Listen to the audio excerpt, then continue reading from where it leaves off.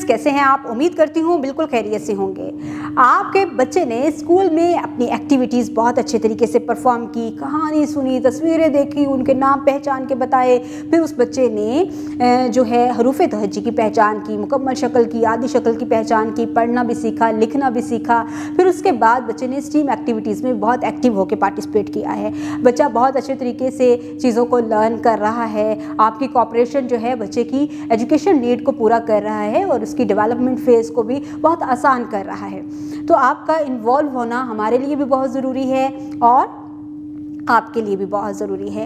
आप बच्चे को डायरी पे होमवर्क दिया गया है, आपने बच्चे की डायरी चेक करनी है और उस डायरी के अकॉर्डिंग बच्चे का होमवर्क अपनी अंडर ऑब्जर्वेशन करवाना है।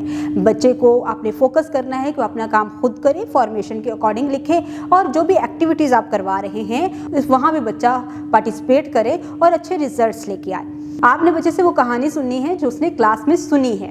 फिर उसके बाद आप खुद भी कोई स्टोरी बच्चे के लिए क्रिएट कर सकते हैं। बेड टाइम को बहुत इफेक्टिव बनाए। वो टाइम होता है जहाँ पे बच्चे बहुत अच्छे तरीके से चीज़ों को ज़हन-नशीन कर लेते हैं। तो बेड टाइम पे स्टोरी बच्चे के लिए लेके आएँ, जिस स्टोरी में आप अपनी रियल लाइफ स्टोरी को सुना सकते हैं। अपने किसी भी अजीज़ की कोई कहानी जो कि मॉरलफुल हो, ऐसी अजीज़ की कहानी जिसमें कोई अखलाकी सबक हो और उसके बाद आपने अपने बच्चे के साथ एक क्वालिटी टाइम स्पेंड करना है।